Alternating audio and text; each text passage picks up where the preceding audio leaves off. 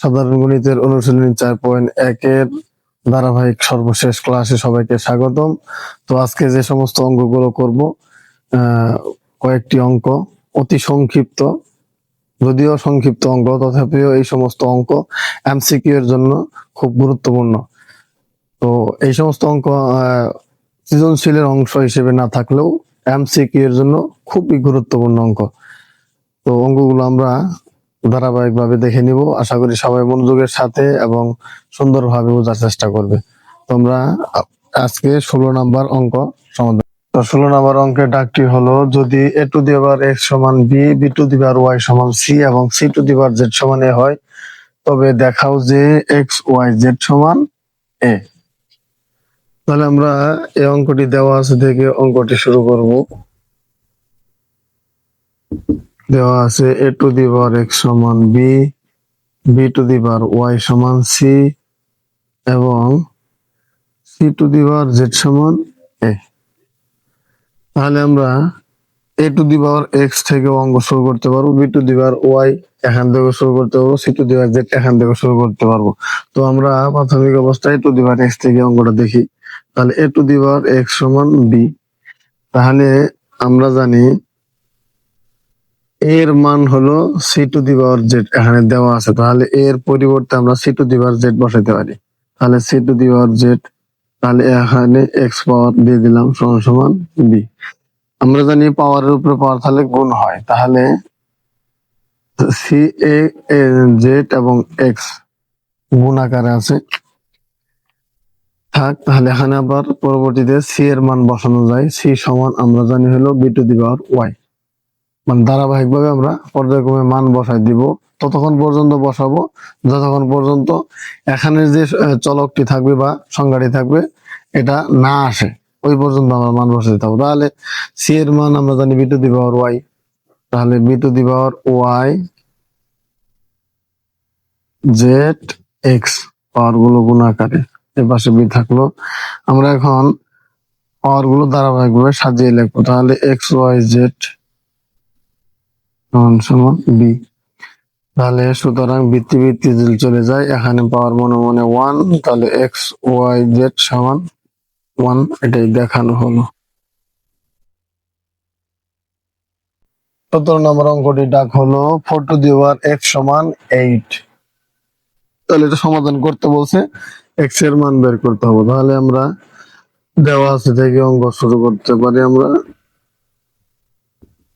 তাহলে দেওয়া আছে 4 টু দি পাওয়ার x সমান কত, 8 দেওয়া আছে। আচ্ছা,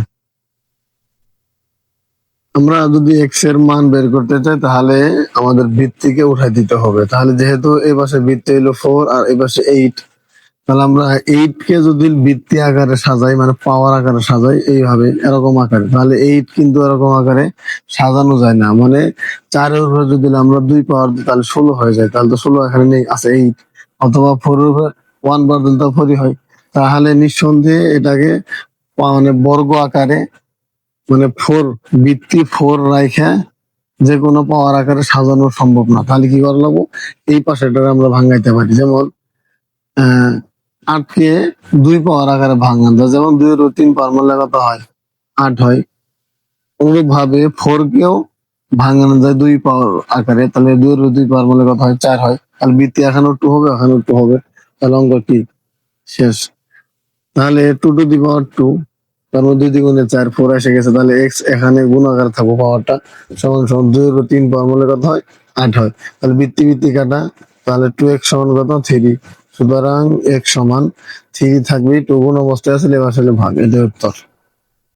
18 নাম্বার ডাকটি হলো 2 two the power 2x plus 1 সমান 128। তাহলে এটা আমরা দেওয়া আছে থেকে শুরু করব। তাহলে দেওয়া আছে 2 two the power 2x plus 1 সমান 128। তাহলে আমরা যদি মান নির্ণয় করতে যাই তাহলে, অথবা সমাধান করতে চাই, তাহলে এখানে যে বৃত্তি আকার আছে এগুলো আমাদের কি উঠাই দিতে হবে। তাহলে 2 two the power 2x plus 1 সমান, এখানে বৃত্তি 2 আছে, এখানেও বৃত্তি 2 সাজাইতে হবে। তবে 2 এর কত পাওয়ার মারলে 128 হয়, এটা আমাদের কি দেখতে হবে। আমরা জানি ক্যালকুলেশন করলে 2 এর 7 পাওয়ার মারলে কত হয়, 128 হয়। তাহলে 2 two the power 2x plus 1 সমান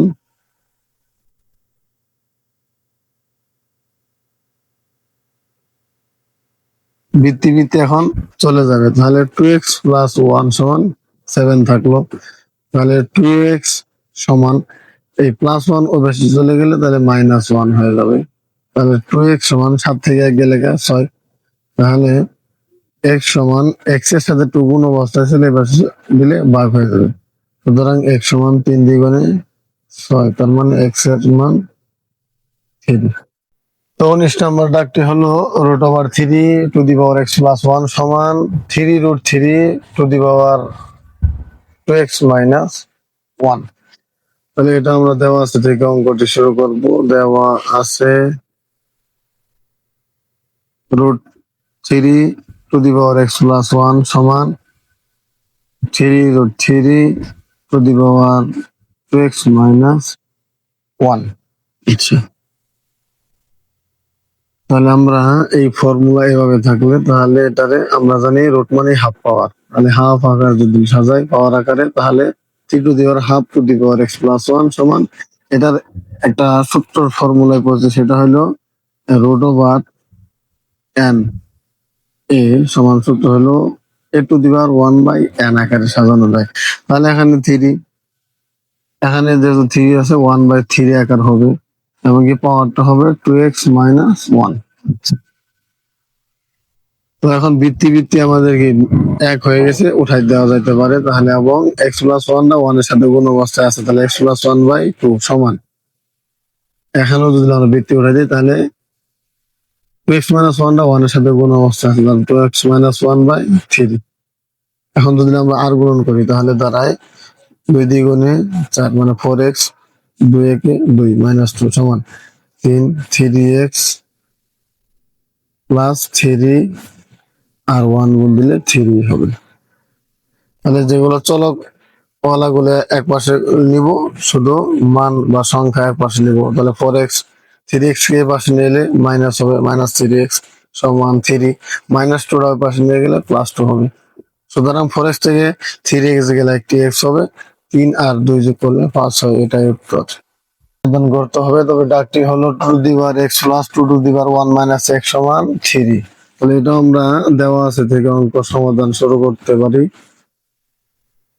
তাহলে দেওয়া আছে 2 two the power x plus 2 two the power 1 minus x সমান 3।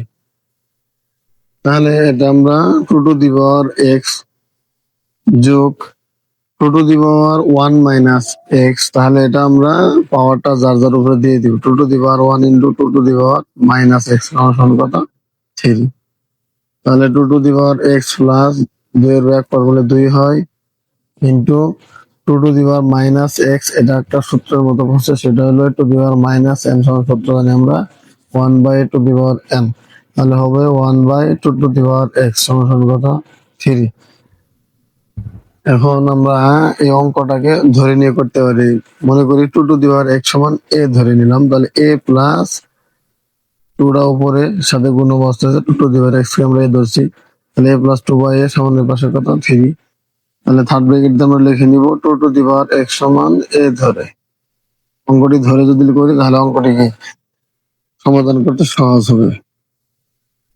তাহলে লসাগু যদি করি তাহলে a আর a স্কয়ার প্লাস 2 সমান 3, আর গুণন করলে হবে a স্কয়ার প্লাস 2 সমান 3a।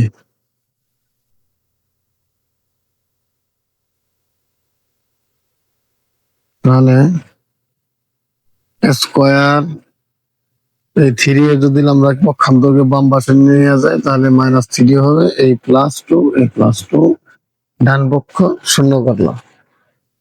তাহলে আমরা উৎপাদক বিশ্লেষণ যদি করি, 2 কে ভাঙিয়ে 3 মিল করতে হবে, তাহলে 2 কে 2 2 এর ভিতরে একবার যায়, 2 এবং 1 2 আর 1 যদি গুণ করি 2 হবে, 2 আর 1 যোগ করলে 3 হবে।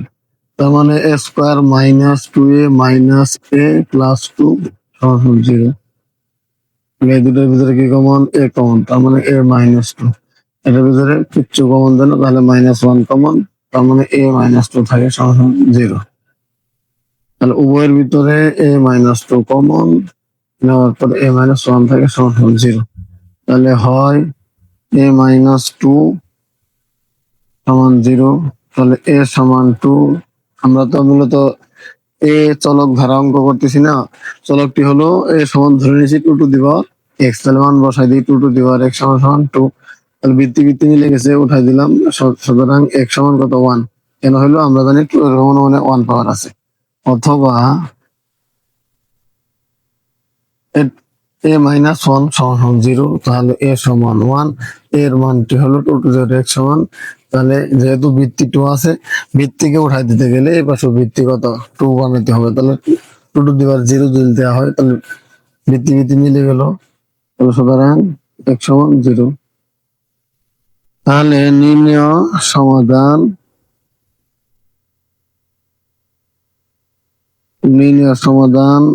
এক্স সমান 0,2।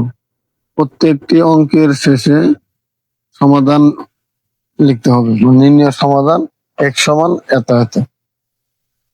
এই ছিল অনুশীলনী 4.1 এর অঙ্কগুলো।